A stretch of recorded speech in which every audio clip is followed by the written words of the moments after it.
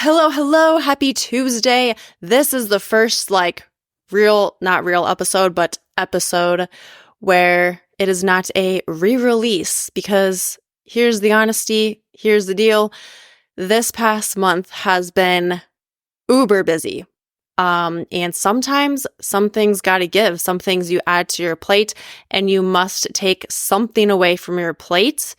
And so that thing that I took away from my plate was recording new episodes every week for the past 3 weeks, actually. So it's been almost a month. And sometimes you just got to do that.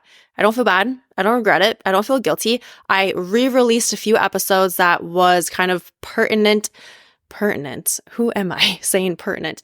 That is, but yeah, I guess pertinent to this time of the year with seasonal depression and with the holidays and things like that. And I'm going to be coming up with new episodes here coming up, possibly by the end of December and into January, but we will get back to it. But for now, I am super excited because I have brought on a guest speaker, a guest person to this episode. Funny story. So I had posted a reel on my Instagram, and a lot more people have seen it than I expected or thought. And one of these people was Anndrea. She started following me, and so I messaged her, and I don't remember exactly what I said, but I think I just kind of said, hey. I asked her how she found my account, and we just got to talking, and it was just kind of like this natural conversation. And I learned that she is almost 4 years sober now. She is more into healing her body, her mind, holistic type of health. And I'm like, we are friends. And she talked more about CBD and all of those things. And I was like, you know what? In my head, I am thinking, I've never had someone on talk about CBD, and that's something that I have been wanting to have someone come on to talk more about CBD, because I do think that it is very stigmatized, but I also think that it is very beneficial. And so this is maybe a hot topic for you. Maybe it's a new topic. Maybe it's something that you don't really agree with, whatever it is. I hope that you have an open mind going into it. And I do want to just have a disclaimer here that we're not prescribing medical advice or making medical claims by any means. All right. And then secondly, we talk about her journey with becoming sober, and it's quite an amazing story. And I also want to just make notes here that this isn't to shame anyone or guilt anyone. We're not, I don't want that. I don't want it to feel like we are shaming or putting people down who do drink alcohol still, right? Like myself included, I drink alcohol. I like my wine, and I do that. But this is also something that I hope you go into it with an open mind and you listen to her story. Maybe you become inspired by her story. Maybe you have a realization yourself. Whatever it is, you can take from it what you need. But again, just please go into it with that open-mindedness. Now, Anndrea is a full-time sober nurse, and she found purpose in helping others get sober and heal holistically with hemp. In today's episode, we're going to dive more into what does healing mean? What does that look like? We're going to talk more about hemp. What's the difference between CBD and hemp and marijuana and THC and all the things? And if you want to start, where should you start? So we dive into a lot today. Super excited, super pumped for you to listen. Also, please keep a heads up within my social medias because there are some things coming in January and February, and I am stoked. Something that I've never done before, but we're going to give her a go. So I've been in I said out how I've been just really busy the past month-ish, and it's been really a planning phase, I will say, a big planning phase for what's to come starting January. And so again, super pumped. Just keep an eye out if you want to follow along or kind of be in the know of what's happening. So I truly hope you enjoyed today's episode. If you would like to reach out to Anndrea, whatever it may be, she even said at the end, mentioned where if you have even this little pull to message her and you don't really know why, you just feel like you need to, then feel free to message her on Instagram. She is at ANNDREA_TRACI.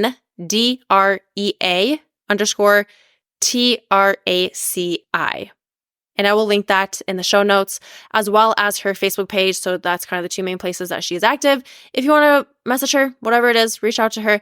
If you would like to reach out to me, I am at Sophia Dawn for one, SOPHIADAWN for one. No longer an underscore in there because in the past I did have an underscore, but it's no longer there. So, and lastly, if you enjoyed this episode, you learned something, you feel like you want to share it, please pop it up on your stories.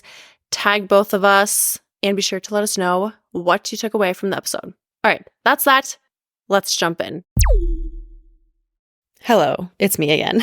P.S. Before we get into this, we later found out that something that we talk about, which is white matter, you'll hear her talk about that, has nothing to do with what we think or what she says it has to do with.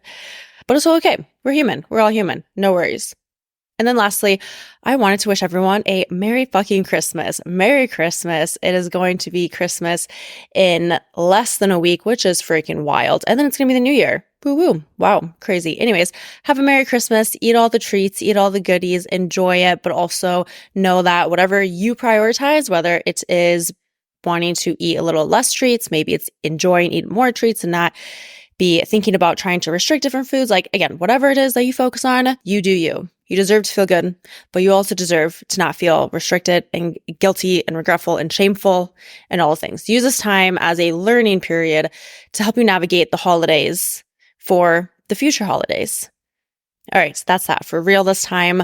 Let's get into the episode.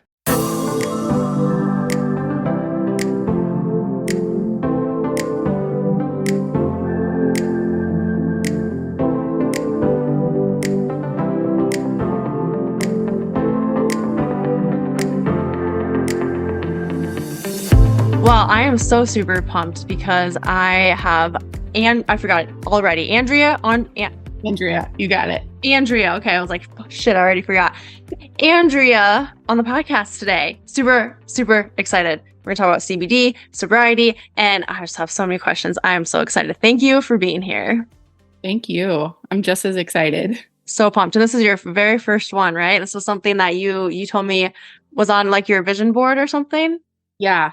Yeah. When I first started this whole healing journey, I just always thought it would be so cool to be asked to be on a podcast because, well, one, it's something that I use, and you listen to like these big podcasts, Ed Milet is like my jam. So I listen to him on the way to work.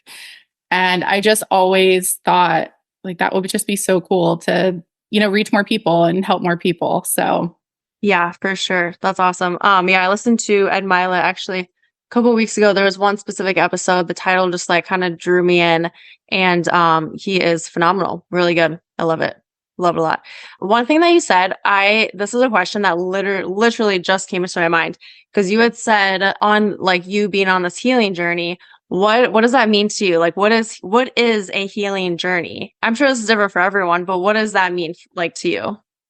Well, it's so complex, because well, one, I didn't really understand how much trauma I had until I stopped drinking. I think a lot of the times I used alcohol just to cope, and so you get sober and then all of these emotions come up and you really just spend time exploring who you are, what's important to you, things that happened to you as a child, things that, really just come to the surface that you've just been pushing down forever.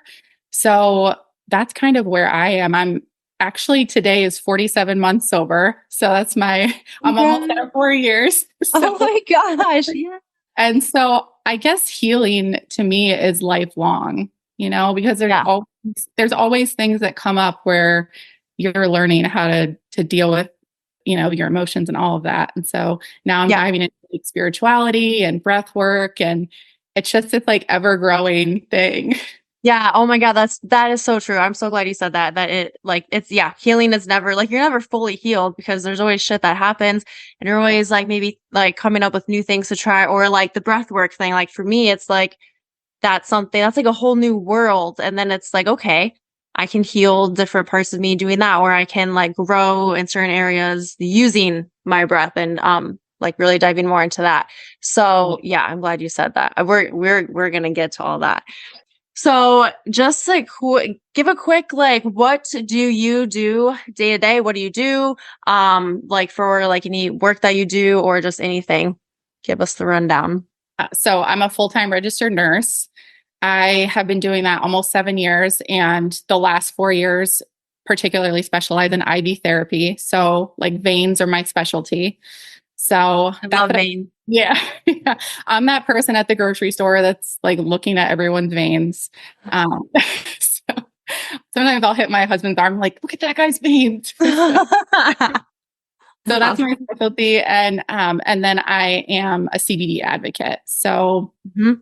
I'm partnered with a hemp-based wellness company and really just on a mission to help people heal holistically. And that goes with sobriety and CBD. I'm kind of combining the two Yep. because actually a ton of research that shows that CBD helps in recovery. Interesting. Okay. I believe that. Did you get sober before you started CBD or did you start CBD and then get sober? I got sober first. Yeah. Okay. I So just found CBD a year ago. okay. So let's dive into that. Like Sure. I mean, wherever you want to start, wherever you feel like this like journey starts for you, start there. So it started, well, really how this whole journey started is I started getting really sick. So 2017, I graduated from nursing school. And after working for about 3 months, I just started getting chronically ill. So upper respiratory infections, bronchitis, pneumonia. And it got to the point where I could like mark it on the calendar. I was going to get sick. And so I lived that way every 2 months for almost 3 years and really just was struggling to get answers. You know, Western medicine is says, here's some antibiotics and steroids, see you later. And so my journey really began at a holistic doctor's office. His name's Dr. Kalidas. If you're listening and in Orlando and need holistic help, he is wonderful. And he was the first person to address my drinking. He was the first person to say, you're here and you're sick because of your habits. And, you know, if you've never been to a holistic doctor's office, they really dive deep into how you live, your lifestyle. They talk about diet, they talk about exercise, you know, your daily habits. Do you smoke, drink, you know, use drugs, things like that. And so I actually lied on my questionnaire. I circled that I drank 7 to 9 drinks a week, which was what I drank in a night typically. And even that was too much. So basically, he was the one that started I like to call it my sober curious era, because even with him telling me, hey, you're poisoning yourself and, you know, you're going to die if you don't stop, I still wasn't ready. And so I left his doctor's office and I made a plan, and I did that for like 8 months. So I'm like a huge. Can I pause you for a second? Yeah. Okay. So when he told you that like when he was like, you need to stop basically, and like, these are the habits that you're making the choices. And, like, how did that feel? Was it like almost like a defensiveness or was it like like, I don't know. Do you know what I'm saying? Like what feeling did you get when he said that? I got really sad. I was really, really depressed even before, you know, I made it to his office, because chronic illness is just depressing. And it got to the point where it's affecting my life and my job and all of that. So the first visit, he walked me through all my lab work, and just hearing someone say, like, you have all these things wrong with you and it's your fault is a really hard pill to swallow, you know, like, and alcohol is so addicting. You don't even correlate the two. You know, like, what do you mean the drinking is making me sick? You know, like, I just, Mm-hmm. it's hard to process. And so I actually begged him. I'll never forget the day he handed me tissues. I was sobbing, and I was just like, can you just give me a pill? You know, can you just give me something to make me feel better? And he said, I want you to leave this office and I want you to clean up your life. And when you come back in 30 days, if you still feel this way, then we'll talk about prescribing you medication. And I never saw him after that. I never had to go back. So, Good. Oh my gosh. Well, okay. Couple questions. mm. Why did you decide to go to a functional medicine doctor versus like someone like a Western medicine type doctor? So I am a big believer that things don't happen by chance. And so I was actually at a patient's house, and she is the one that referred me to him because Okay. I was wearing a mask. And she's like, "Why are you wearing a mask?" "I'm always sick. I'm so frustrated." And she was like, "Go see him." And at that point, I was just kind of hopeless that I was going to get better because, I'd seen the lung specialist, I had seen the allergist, I had seen all of these other doctors, and they weren't helping me. So I Hmm. really was to the point where I felt like I had nothing to lose. Yeah. And it turned out to be the best decision of my life. Yeah. And I feel like a lot of people feel that hopelessness, like with whatever circumstance. It's like whatever the circumstance that is their life, like they feel hopeless, or like, I guess specifically around like Western medicine too, even like they've tried all these things not working, and then they're like, well, this is just going to be my life. And I even see it within like health and fitness, and like people trying to change their bodies, and like they're just like, well, this is just how it's going to be. And no, there's so much more that you can do. And I want to, if you're okay with it, I want to know, before we move forward in your like timeline here, I want to move back. Like, Okay. when did you first start drinking? Why do you know why you started drinking more and more? Like, where did that kind of stem from, and what was that like? So I took my first drink my junior year of high school. And I think it, I mean, I can't speak for everyone, but from my experience, it was very innocent. It was really just to fit in. I remember hating the taste of it. You take a shot of straight warm vodka and you try not to throw up. Like there's nothing pleasant about that. But I think why it continued to get worse is I started struggling with anxiety and panic attacks real young, like middle school. And, the first time you get drunk, that's gone. It's a form of escape, really. And Mhm. so because alcohol is addicting and the way I drank, I was a heavy binge drinker, it's just something that got worse and worse to the point where I was using it. At first I was using it to cope and escape my brain. And then I was using it to cope and escape life, Mhm. stress and, nursing is really, really hard on the body and mind. And yeah, but yeah, I definitely started innocently in high school. Just, your friends are like, "Hey, you should do this." Mhm. You don't Yep. even understand, how it's Yeah. going to affect you. Yeah. So Did you know that did you know that it was a coping mechanism at the time? Like, did you know you were trying to get away from your brain or life or anxiety? Did you know that? Or did you eventually come to realize that? no, not at the beginning. I didn't realize that. Mhm. But as I got older, especially, in certain situations where you're going to be in a crowd or with people you don't know and you're going to be anxious, I was the person pre-gaming 3 or 4 drinks just to walk into a room. So that's when you really start to understand, oh, I'm using this as a crutch, but you feel like, what other choice do I have? All my friends drank, the people I dated, I met in bars, it really just became a way of life. Yeah, it really, and especially like it's just kind of like the normal thing to do, right? Like it's just like, oh, we're going out, let's have some drinks. If we're doing this, let's have some drinks. Like it's just kind of like, I think I saw it was maybe a quote recently, and I don't remember exactly what it was, but it was like alcohol is the only drug that doesn't get questioned as to why you're taking it or why you're not taking it. Something like that. Do you know I what I'm know talking exactly what about? you're bringing up. The Okay, only yeah. drug where you get asked why you're not using it. Right. Yeah. Yes. Yes. That's what it is. Yeah. Yep. I remember when I took a year off of drinking, I got asked a lot, like, why? Oh, what? And no one really like questioned it super much, I guess, but definitely it was something that was there.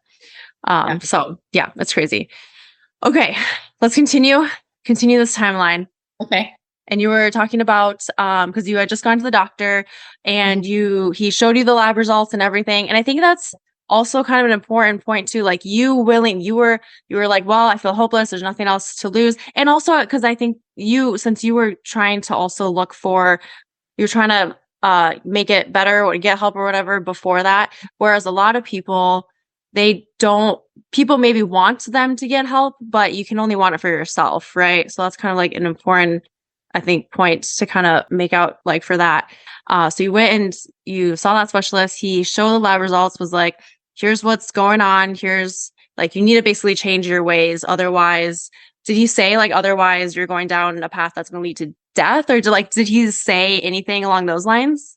Yeah. I mean, the main word that stuck to me was poison. He's like, you're just poisoning yourself every time you drink. And, Hmm.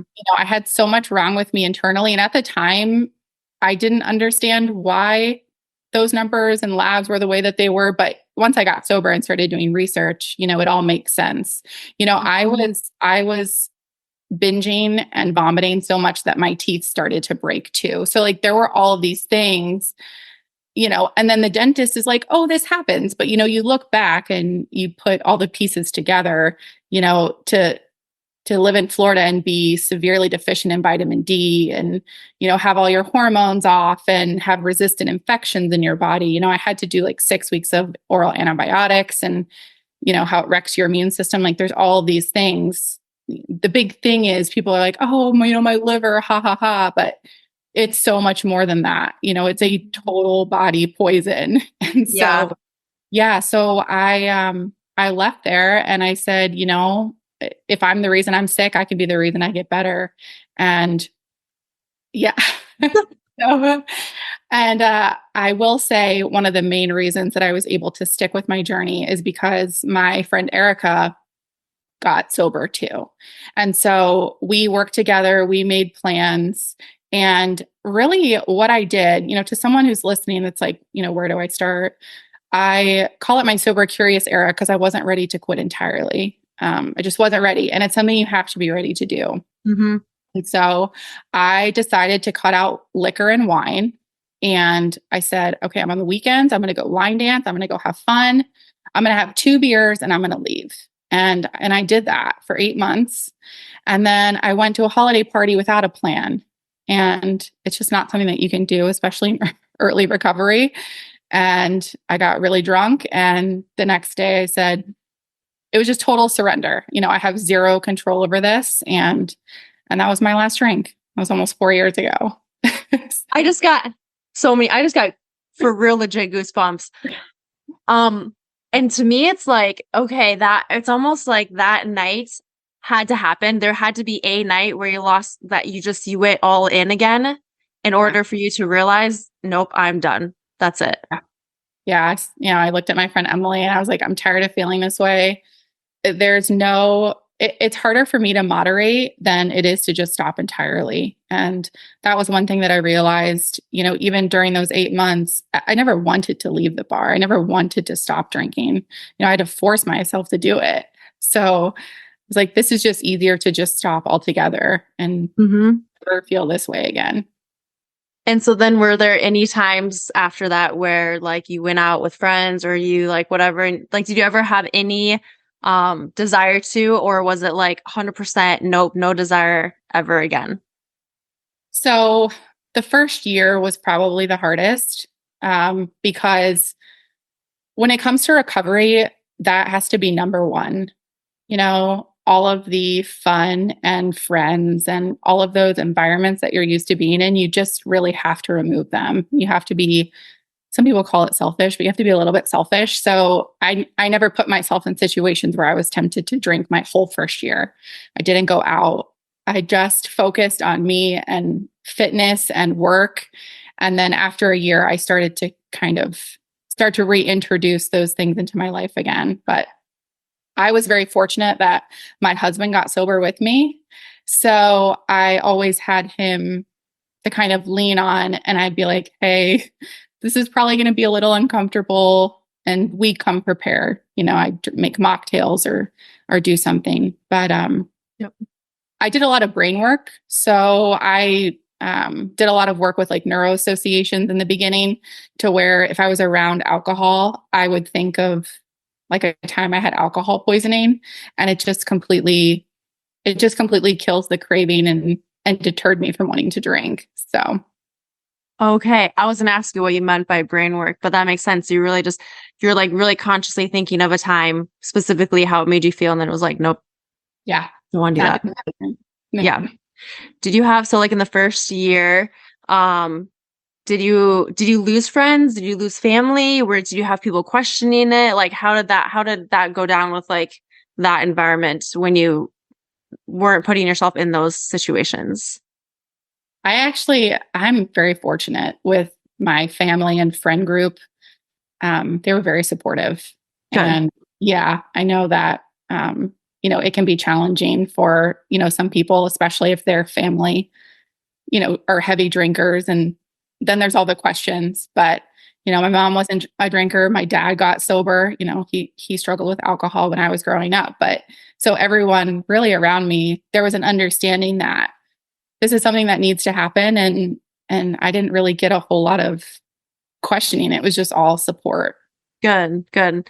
Yeah. Do you think that like because you said that your dad struggled with it, do you think that's one reason why you did or does it run in the family beyond him too? Do you think that has any play in it at all? I'm a big believer in the genetic component. I Mhm. think it's the disease. But my parents divorced when I was really young, so it wasn't something that I was around. So I don't really like to say that that's why. Right. But I think there's a lot of just growing up in general. You see adults drinking, and it's just normal. And Oh so I yeah. think there's a lot of factors that come into play. Yeah, 100%. And then I mean because you had mentioned like, like in high school or just like growing up, going to parties, people are always you get exposed to it one way or another. Like it's gonna come up, Exactly. but then you're gonna be curious. And you as a teenager, you're like, yeah, let's give it a try. Right. So yeah, yep. That's so many factors come into play, I think, with that for sure.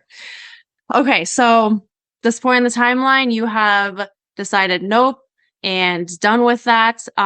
What other things becoming sober have you noticed? Like, how has it impacted your life in different ways, whether it's like work or relationships or like yourself? Like, what else has been impacted that you've really noticed? Oh my gosh, there's so many things. Yeah, I bet. I guess I'll start Yeah. with myself, because that was the Yeah. first thing I was really, really struggling with. So, I went from being sick, 12 to 14 times a year to hardly ever being sick.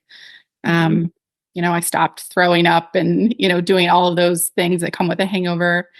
You really start to be able to exercise and eat well. I tell everybody, I'm like, when you have a hangover, you're not eating salads. Right. You want like a cheeseburger and like, yeah, Yeah, all that fast very food. seafood. Yeah, so it really allowed me to show up differently for myself to begin with, and then all these things start to happen. You start to sleep better, you start to lose weight, your skin starts to clear up. I used to just be horribly red and puffy all over. And yeah, so like all of these changes, start to happen. And I think that helps keep you motivated. You're like, wow, Mhm. this is really working. I was very selfish when I was drinking, like it's always about the next drink or what you want to do. And so naturally your relationships improve. I'm not nursing 3-day hangovers on my days off, and I can actually, spend time with family and be present, for holidays, like Thanksgivings and Christmases before just looked, totally different. Yeah. When you had just some of the things that you had mentioned, I still drink, but I definitely drink way less than what I used to, like in college for sure. Like I think we all had those college party days, or a lot of people. And like looking back, I totally I remember the way that I felt. I remember the puffiness and the redness and just the food that I would eat. And I would feel like shit for, well, I guess after college, it was like my hangovers lasted way longer. Even to this day, if I get drunk, I am out for a couple days and I feel like sad, more sad. I don't get as much done. I can't wake up as early, like even a couple days later. And so that's yeah, it's a big toll that takes and that's the things that I notice. Like there's so much more going on probably that I don't notice in my brain and my body and my gut health, like all of those things.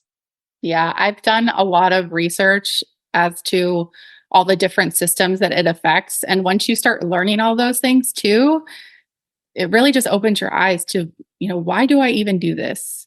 When the American Cancer Society comes out and says drinking at all can put you at risk for 7 different kinds of cancer, I just question why it's even legal. It kills Mhm. so many people every year. And I like to say that drinking is like the definition of insanity to me because you keep doing the same thing over and over, expecting to feel different. And you're never going to feel good after you drink. Like it's just Yeah. not going to happen. Yeah. Right. Exactly. What are some things that you have researched? Like, can you go into anything specific that you can remember? Yeah. So one, alcohol destroys the white matter in your brain. So the more you drink, the more risks you have of developing like dementia and Alzheimer's, which, I'm a nurse, so I see it every single day. That terrifies me, Yeah, that's so white matter is like the just remembering things. Yeah. Yeah. Yeah. Okay. It affects your memory. Yeah. Okay. Memory. Yeah. Okay. So it affects that. I don't remember where I heard it, if it was a podcast or something, but it was speaking to, how it affects your gut health. So it destroys all of your good flora in your gut, which your gut is like your second immune system and it's connected to your brain. So all of these, dopamine and serotonin and all these things are affected. And that's why people tend to not just be able to have one. So when you have a drink, you're getting a dopamine spike. It's that like feel good hormone, right? And then that goes down, and then your body has to produce a ton of insulin because alcohol is full of sugar. So then you're getting these like blood sugar spikes and drops, and just all of these things are happening internally.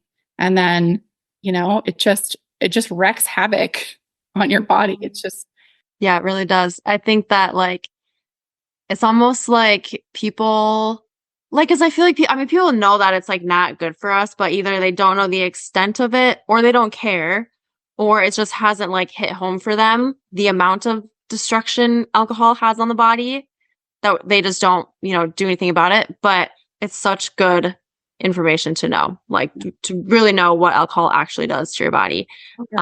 So important. Yeah. yeah. And you see all these patients come in, heart disease, cancer, all of these different conditions going, why is this happening to me? And well, how much alcohol have you consumed over the past 25 years? It adds up. And, on average, it takes your body 7 days to filter out alcohol. Yeah. Most people are drinking more than once a week. So your body is just in a constant state of stress. And stress is one of the number one killers. And I don't think people realize or know that it takes 7 days for it to like get fully out of your system. So yeah, if you're drinking every weekend or a couple days a week, like it's just constantly in that state of stress and wreaking havoc on the body, like you said. So, have you noticed like since like before you got sober, the memory aspect, like, do you feel like you retain information more or you have a better memory? Has that been changed at all?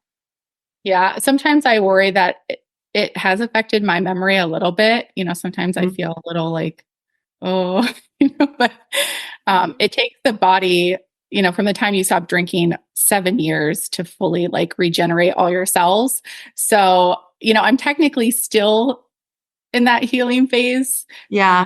But yeah, the focus and everything is definitely better. You just have kind of this fog lifted, energy to actually do stuff. And yeah, there's been a lot of freedom in it. You find new hobbies.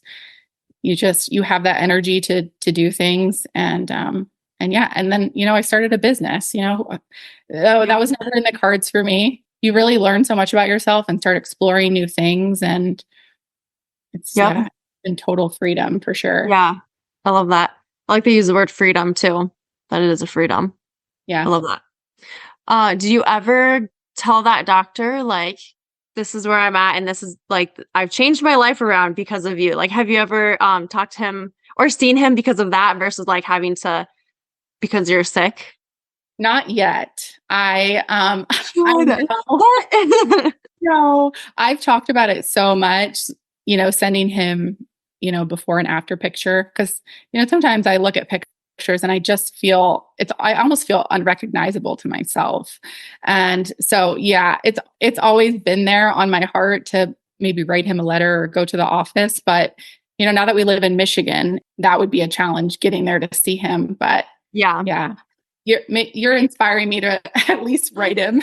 I mean, this could It could be because like one of my love languages is words of affirmation. Like I just love that, words of affirmation. So maybe that's like in me, that's the part in me where it's like, you need to tell him, because I know that if I met someone and totally like their whole life was changed, like he probably like saved your life somehow. He just needs to know that. And I think that would be kind of like healing for you too. Like, hey, you took his advice, or you totally changed your direction. You could have gone this way. Like you went Yeah. completely the opposite direction. Yeah. So He's definitely the only reason that I am here and yeah. healthy and alive. So You yeah, I have think no idea. Or he maybe has he no idea. does. Maybe he does because you haven't seen him like since then, because he was like 30 days. If you don't come back, or if you need to, we'll prescribe a pill or whatever. But it's such a cool story. I don't know. I feel like people always like to hear when something like that happens, and if they were the reason why. So send him a letter, do Okay. something. I will. It's such a good idea. Back to this timeline here. You have been sober. So, how you said a year ago you started this business with CBD. How did you come across CBD? What was your beginning of that? So my friend Sarah, I actually connected with her the same way I did you. She had made a reel, and so I started following her. And this actually started because of my mom. I was following her. She was talking about CBD and all of the things that it does for the body. And she started talking specifically about pain. And my mom was in a really bad car accident 3 years ago. Just totally destroyed her spine. She started to suffer with, depression, because it just flips your life upside down. And the big thing for her was insomnia, because she couldn't get comfortable and couldn't fall back asleep. And so, really, that's when I started to do some research, because they were trying to push my mom to take opiates. And I'm not anti-medication by any means, but I know how addicting it can be. And so I wanted to at least try something holistic for her. And so we got her started on a CBD regimen and then some sleep jellies. And she sent me a message and she said, last night I slept for 7 hours straight for the first time in 3 years. And that's where my Amazing. business started. Yeah. Yeah, you're like, all right, I'm starting this business. If I can help you, I think I can help other people. And the last 4 years, breaking the stigma around alcohol. And so why not add something else that's totally stigmatized for no reason? And Sure. yeah, so I really, the past year, have just continued to learn about it and how it helps the body. And I'm no expert by any means, but Yeah. it really is. I can give you the basics. And when you hear those, it's just fascinating, because even as a nurse, we weren't taught about anything about CBD or how it works with the body. So when I learned all the science, I was actually kind of mad that I hadn't learned sooner. Mm-hmm. And well, okay, so like, let's talk about this, because you're in nursing, which is kind of like what Western medicine, right? Yeah. Right? Like what you do, or I guess like with where you work. Is that hard? Is it hard to be in that position when you know of all of these other like more so functional type medicine things? 1000%. Yeah. If I am able to get out of nursing, I will, because it doesn't really align with me anymore.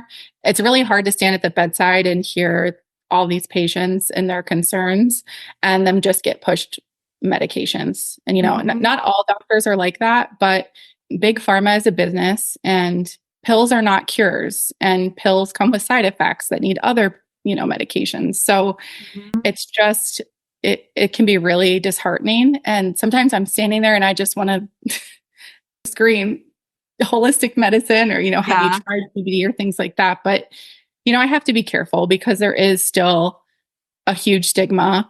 And you don't ever want to step on people's toes, or there's a lot of patients that take doctor's word for truth. So Oh yeah. Like they're like God. yeah. When you gave your mom the CBD and she like told you that, and you're like, all right, I'm going to start this business.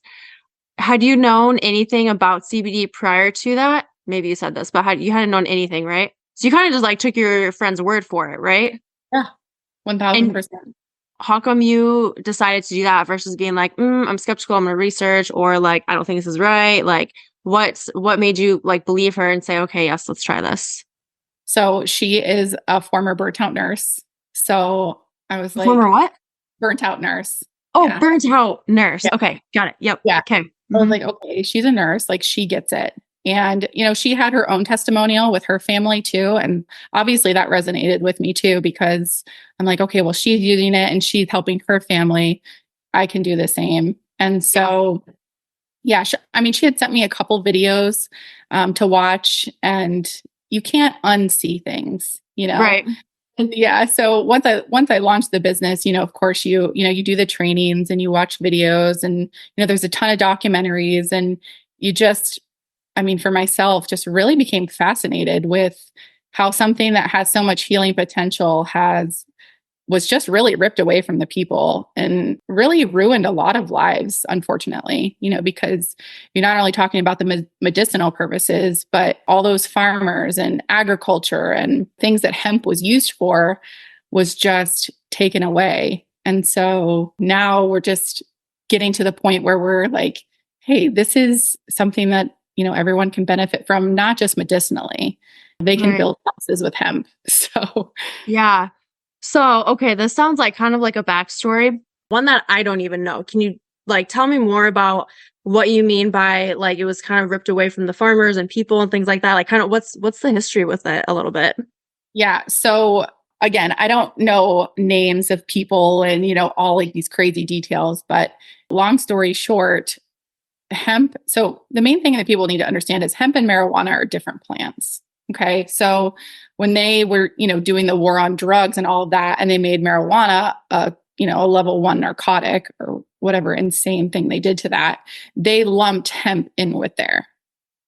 So basically, hemp farmers and all of these other corporations and things like that were using hemp, people that were using it medicinally, even people that were using marijuana medicinally, that was all taken away.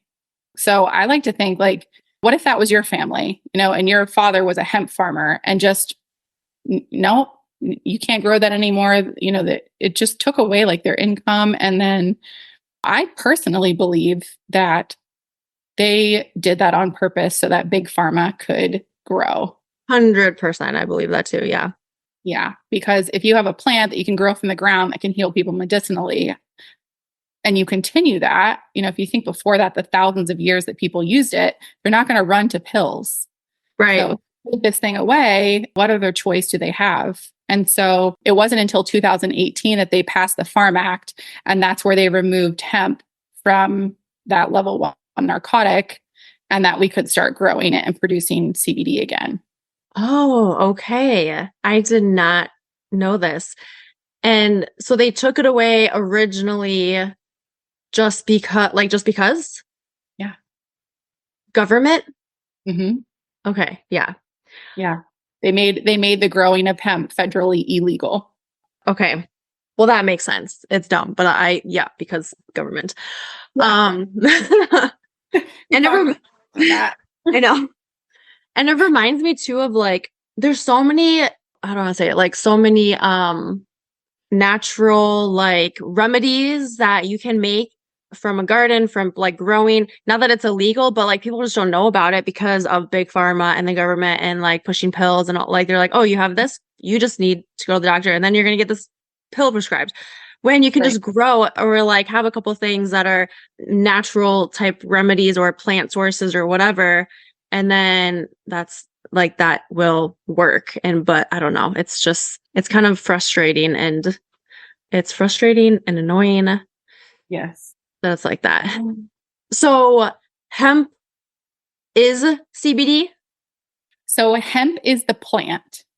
Oh, So CBD stands for cannabidiol. CBD is a compound, just like THC. There's over like 100 different compounds in the cannabis plant. And that's super exciting because they're still early on in research.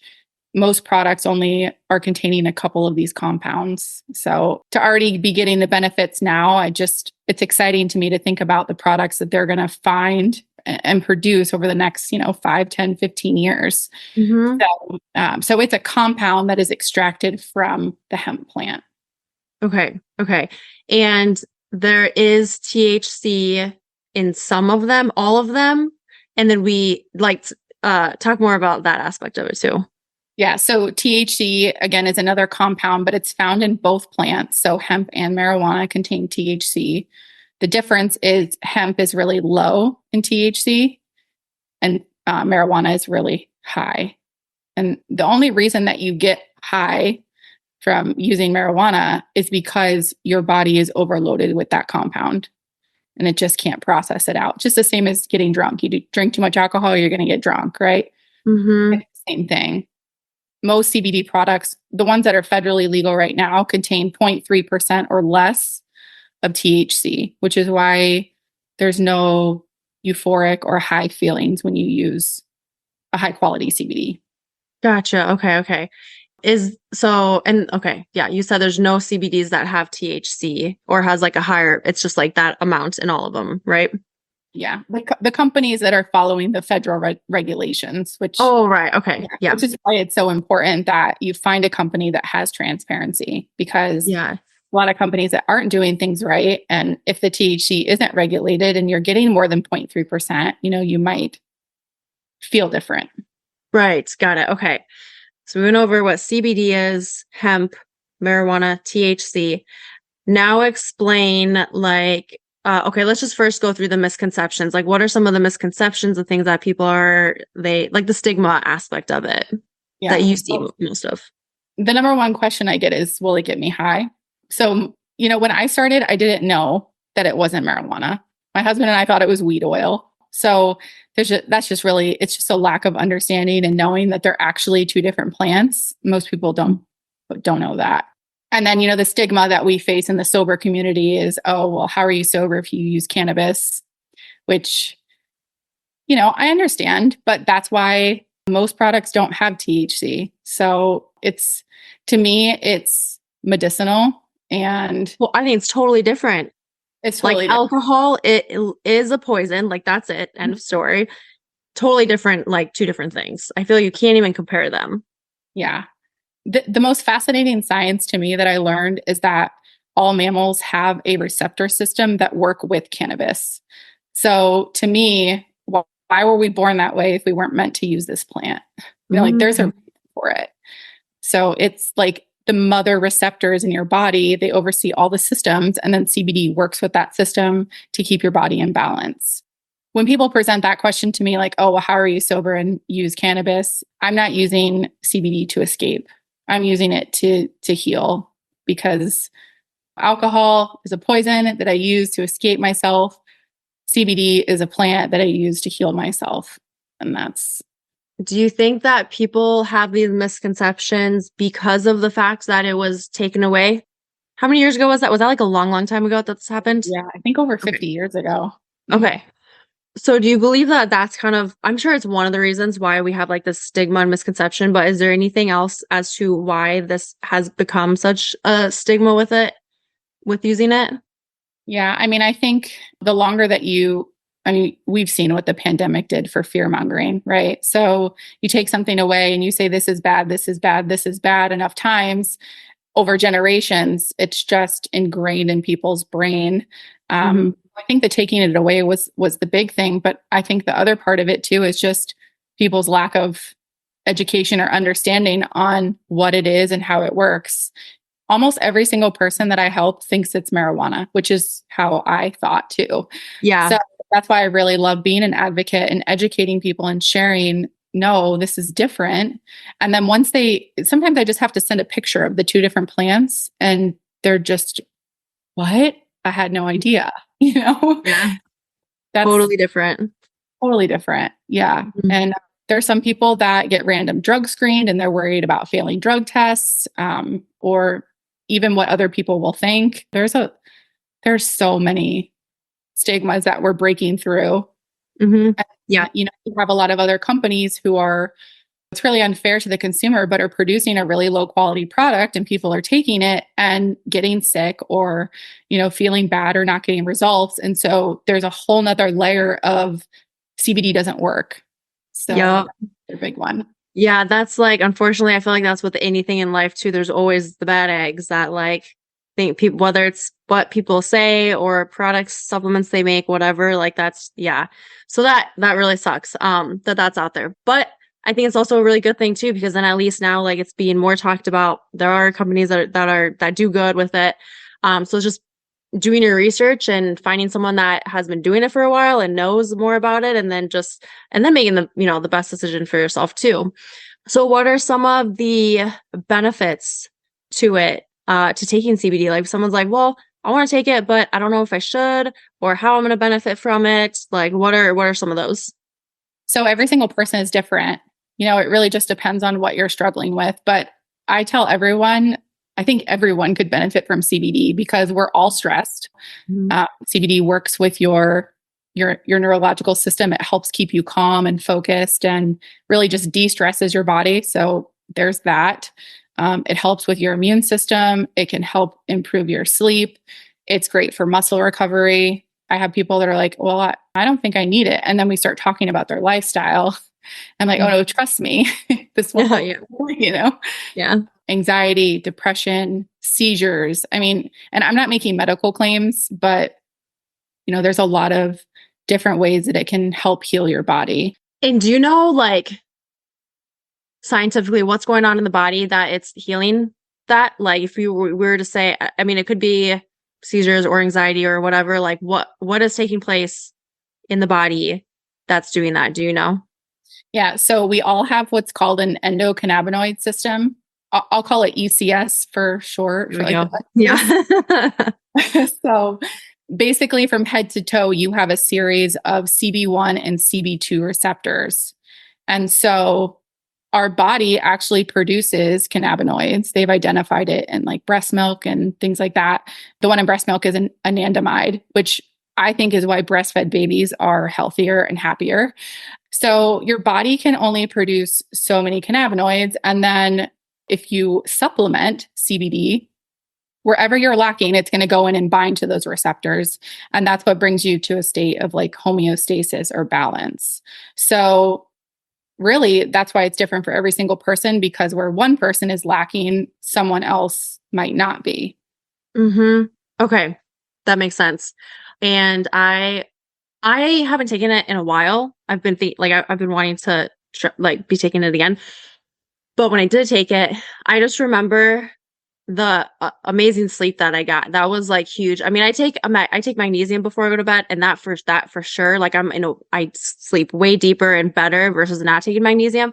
But I remember taking CBD, and that even was like even more than it was even a deeper, better sleep from what I remember than just taking magnesium. And actually, now that I think about it, I think the CBD had magnesium in it too, so that probably helped. But yeah, I think I took the tincture one where it just drops under my tongue. I think that's the only kind that I've taken. So I know there's the tincture ones. What are the different like styles or types that you can take of CBD?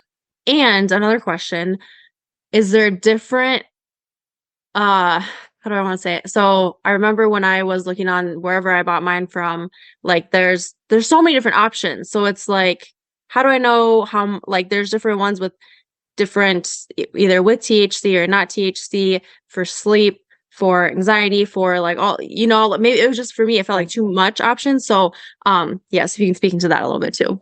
Yeah. So the most common is you're gonna have a broad spectrum product and a full spectrum product. So a broad spectrum is going to have THC removed, and a full spectrum is going to have that trace amounts of THC. And then I recommend everyone start low and slow. So, the lower milligram end, and then obviously slowly work yourself up as you need it.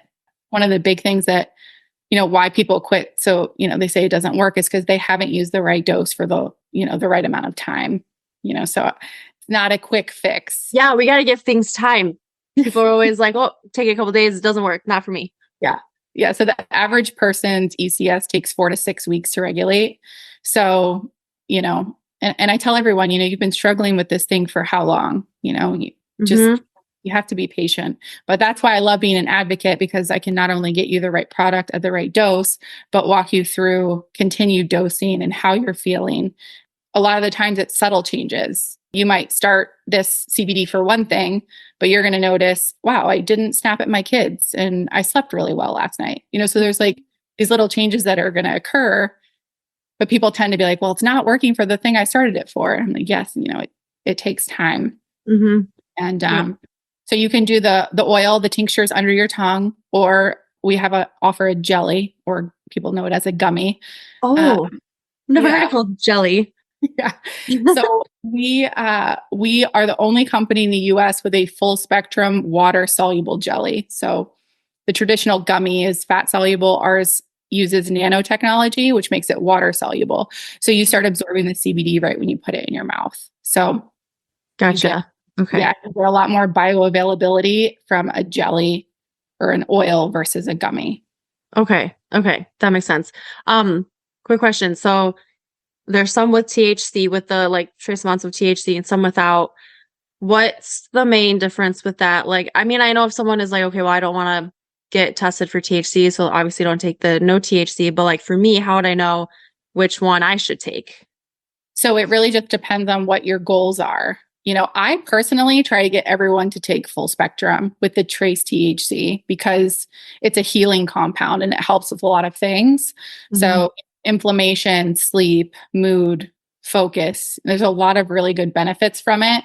And so I encourage everyone to take a full spectrum product. The only time I recommend broad spectrum is if they, I have people in the sober community that are just absolutely against it, which is fine. That's your decision. Or people that are random drug screened. Mm-hmm. Other than that, I try to get everyone on full spectrum. So then the broad spectrum without the THC, like you would still get benefits, but just maybe not as much. Is that correct? Yeah. Potentially. Okay. Is there any other like different? Okay, so we got the tinctures, we got the jelly, the gummies. Mm-hmm. I like that you call them, that they're called jellies. And we want to make sure we start like small. We can always increase that dosage. And I think just making sure that we take it for consistently, because then we can start to notice those changes, right? Is there anything else around that aspect when it comes to like if someone's new to starting to take CBD that you would recommend they do or don't do, like morning time, evening time? I'm sure it says on like the bottle, but what's kind of the best time to take it? Is there a best time to take it? Yeah. So you can take it 1 to 2 times a day, just depending on really how severe your symptoms are. Mm-hmm. And like I said, I always recommend low and slow until you start to notice changes. When you start to notice changes, that's how you know you're at your right dose. And then you just want to stay there for as long as possible. I personally only use it once a day, first thing in the morning. There's people that take a jelly in the morning and oil at night. There's really no rules to once or twice a day. It's really just, like I said, what you're struggling with. And then for products, you obviously want to try and find a company that's fully transparent, that's Mm-hmm. going to tell you what's in it, the proper dose, and all those things. So how do we know if it's a transparent company or not? Like if I go searching for something and then like it looks like they're transparent, they say what's in it, but what would be some like red flags maybe, or green flags? There's so many of both. Yes. So red flag is a low price. I always tell Mhm. everyone you get what you pay for. Yep, You're 100%. gonna Yeah. buy a $20 CBD off Amazon or at the gas station. It's probably going to taste really bad, and you're not going to probably know what's in it. So a really low price is a red flag to me. The really unfortunate thing is when they passed this Farm Act, the government didn't put any laws or rules, regulations, nothing in place for these companies, to the point where they don't have to, what's in the bottle doesn't have to match the label, and they can put whatever they want on their website. So people are like, oh, well, they say they're organic. Okay, well, how do they prove that to you? So you really want to make sure that you have that little barcode on your products. The thing is you actually want to scan it and make sure it works, because they can put a barcode on the label and it doesn't even have to do anything. I actually tested this on a CBD seltzer that I tried. And I was like, oh, that's really cool. It says organic and it's got a barcode. And then you scan the barcode and it says, this site is not available. And there's nothing. Like barcode for a website or what? Like, what do you mean? So the barcodes will take you, they claim, will take you to a certificate of analysis that shows a third-party lab test so that you know Gotcha. what's in it. Okay. So that's something that we can look for is to see if there's a barcode and then to actually like test it out and try it. Yeah. Okay. And then it'll show like a complete lab analysis, numbers and everything. Yeah. It basically, you want to know not only what's in it, but what's not in it.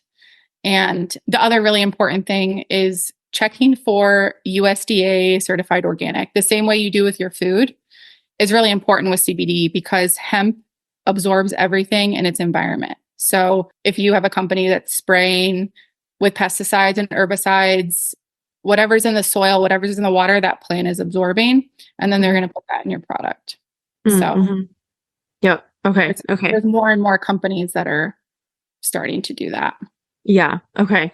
So with your company, like on every single thing, there's a barcode and you can scan it and then it's like a lab analysis thing. That's really cool. Yeah. It gives people peace of mind, you know? Mm-hmm. What if someone's like, oh, I bet they just fudged up the lab analysis. That's fake. Have you had anyone say that? I haven't actually. That would take a lot of work on every single product, you know? It would. Yeah. And I feel like it's like they're going out of their way to do it. And it's, I don't know that I guess I have never seen one, but I'm sure it's just a lot of like information and numbers and like decimals and stuff.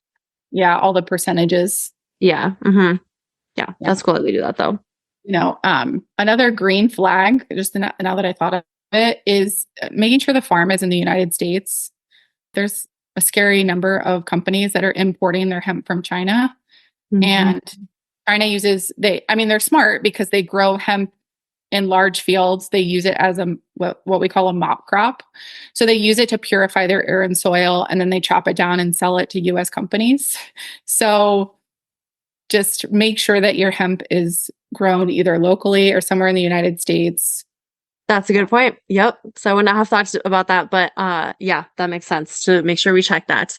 Okay. So is there anything around, it can be CBD, it can be around sobriety that you wanted to touch on, talk about, any questions that you feel like I didn't ask, but would be a great question to ask? I don't know. We went pretty in depth on everything. I know. I love it. Yeah. I guess I would just share that CBD and sobriety together is hugely stigmatized, and so I know that there's a lot of people that are listening that are probably like, well, I'm scared to do that because of judgments or questions or whatever. But, I like to encourage everybody that it's your life and your body, and you don't owe anybody an explanation about anything. And I think the biggest thing with sobriety that I'd like to share is I think there's a huge misconception and stigma that you have to hit this rock bottom or be a raging alcoholic, which I don't even like labeling people. It's an addictive poison, like it's not that it's not your fault, but it's something that can progress easily and just kind of get out of hand. So yeah, just knowing, I just lost my train of thought. I was on a roll there for a second. Dang it. I was so in the zone too. Waiting to see what you were going to say. Because you were saying that you don't have like there's stigma with like you don't with like hitting a rock bottom, you have to be at a low point. Thank you so much. Yeah, that you have to hit this rock bottom low place to stop drinking, and that's the furthest thing from the truth. And I think there's a huge sobriety movement right now, which is great, about people saying, this just isn't serving me anymore, and I'm going to stop doing it.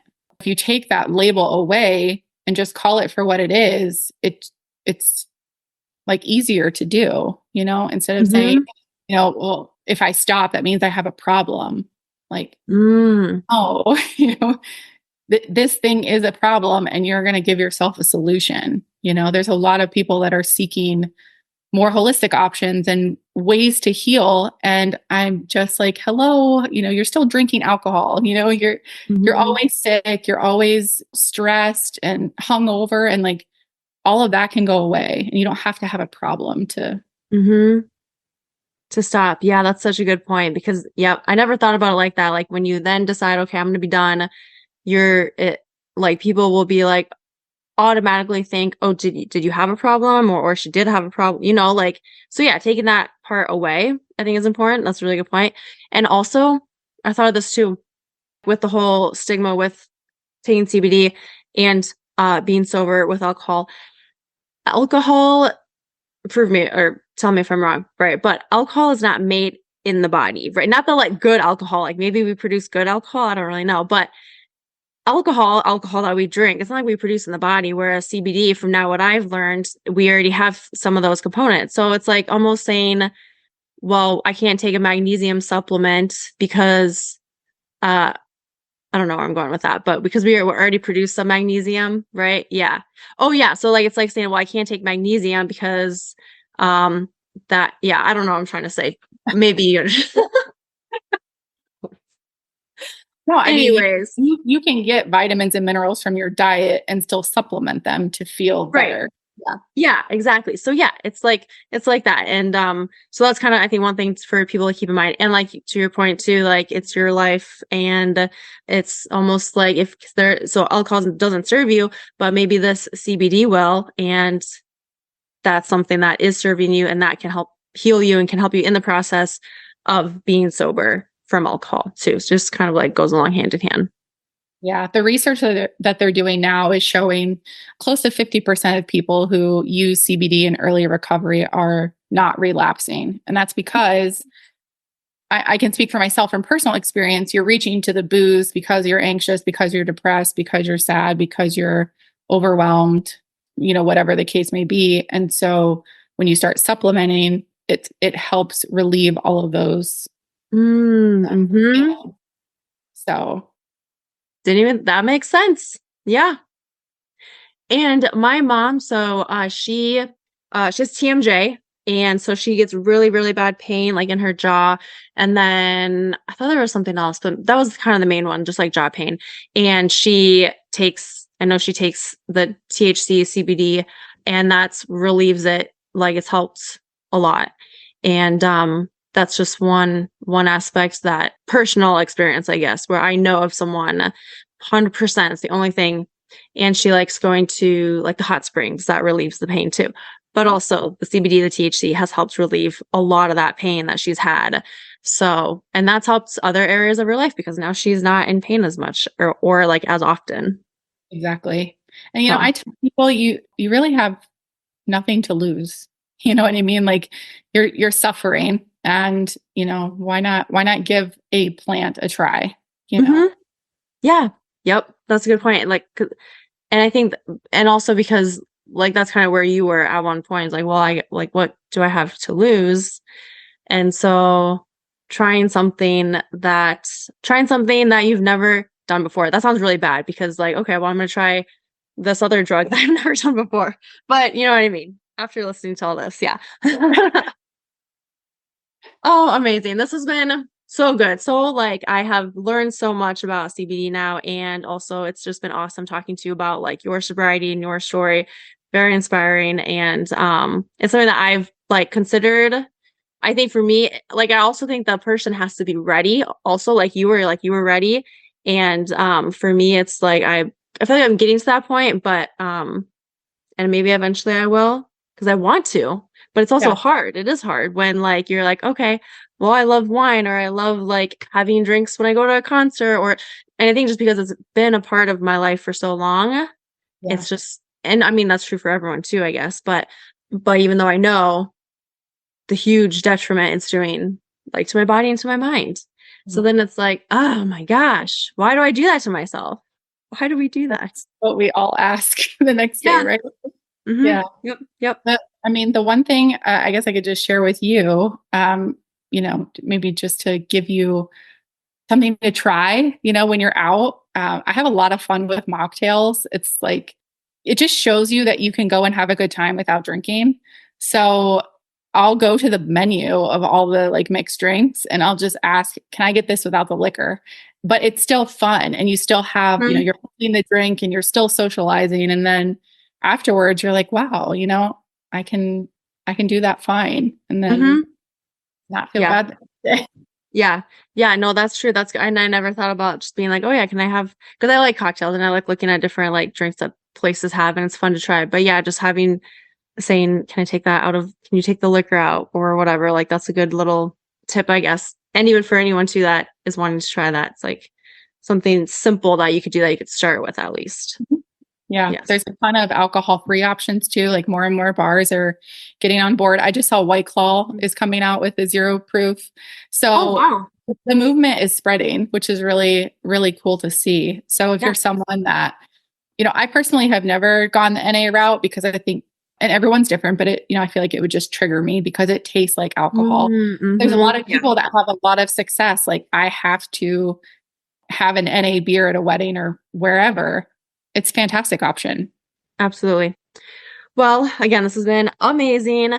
A couple last questions here. So first being this podcast called Flow with the Grow. What does it mean to you? What comes to mind? Give me anything that you feel like comes to mind for you when you hear that. Well, I mean, it's just super inspiring to me, especially after like talking to you and getting to know you started this and have stuck with it through a global pandemic. I think that says a lot about you. And, I think that you're amazing, that you're willing to put yourself and other people out there to help others. That's the whole point of this, so. Well, thank you. You're amazing. Thank you. And then if people want to either connect with you, learn more about the products that you have for CBD or want to ask you questions, where should they go to find you? I do most of my content on Instagram. So at Anndrea Traci _Traci. It's with 2 N's. So you guys can find me. Why couldn't I remember the name and how to say it in the beginning? Yeah. So there, and then Anndrea Traci on Facebook too. Those are the 2 main platforms that I focus on. Okay, awesome. Well, I will be sure to link those there. So if anyone has questions or wants to reach out, they definitely should. But otherwise, is there any last thoughts, words, feelings, anything you want to throw out there before we conclude this episode?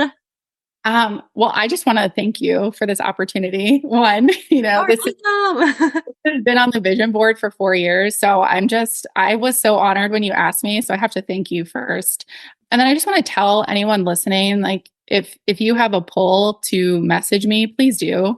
I've sponsored a lot of women. I never had to do AA, and AA is not for everyone, but a lot of people use it. And I guess you could call it sober coaching, if you will. So if any of this speaks to you, please do not hesitate to reach out. I absolutely love connecting and helping people with CBD, alcohol, or even both. First of all, I'm glad I can help you check off that on your vision board. And then secondly, I'm so glad you said that. Yes, if anyone feels pulled to send any sort of message, even if it's hey, I feel like I need to message you and I don't know why, boom, start that conversation. Yes. Awesome. Okay. Well, thank you again so much for being on, and we will chat soon, I'm sure. Yes. All right. Bye. Bye.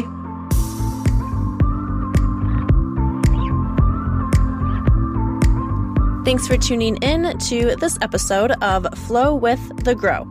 I'll see you next week for your daily dose of positivity and growth.